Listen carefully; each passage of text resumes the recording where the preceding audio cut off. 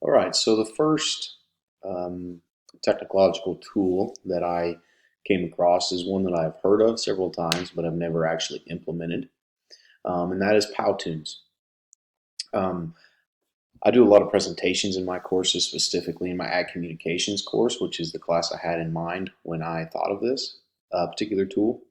I selected Powtoons because I think it's a very intriguing and entertaining resource that encourages a lot of creative thinking. Um, there's a little bit of a learning curve to it, but I think that as students learn it, there's a little bit of that solving puzzles, intrigue that comes with it, and I think students can turn out some really neat um, videos that they can be really proud of when they utilize Powtoons.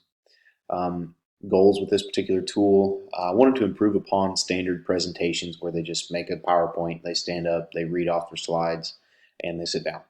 I wanted to utilize a tool or find a tool where students could, maybe if they're not that, if they don't really enjoy public speaking that much, they can utilize the creative skills in another medium to create the same presentation, just in a different form. I think it's important in 21st century skills that we open the eyes of students to different forms of media creation. Um, Obviously, media plays an incredible role, a huge role in our daily lives and in our society. So I think introducing students to things like this is a great way to help get them prepared. So let's go to Powtoons. So when you first open up Powtoons, actually I need to get to my home page here.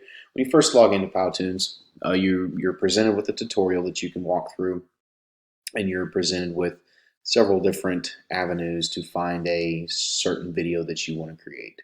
If you want to create an animated explainer, or the whiteboard videos are really common and they're really neat. Um, if you're focusing on marketing, or if you want to do a screen share of some kind, you can do that, or a simple presentation. There's a lot of things you can do. Um, Downside to Powtoons is there is an upgradable pricing option, which grants you more access to some of these higher end, all these Pro Plus templates require subscribing, but you can find some free ones in here every once in a while in their templates. Students want to make a presentation, they click on the presentation templates, find one that they can utilize that is free. Of course, I'm not finding one here. Here we go, company objectives. Okay, so here's an example of the video that was created of the template. We want to edit that. Powtoons is very similar to picking a template in Google Slides. It just adds the animation and the video creation component to it.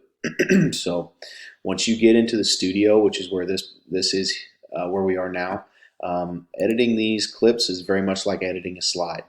But then you can change after you change whatever you want. You can change titles, you can change pictures, you can change colors. Very much like editing a Google slide or a PowerPoint slide. It's just the animation is a level up. The transitions are smoother. Um, there's just so much access to Powtoons that I think really gives students a chance to flex their creative skills, and allows them to really explore a different form of media creation that really builds a set of 21st century skills and opens their eyes to what goes into a lot of media creation. So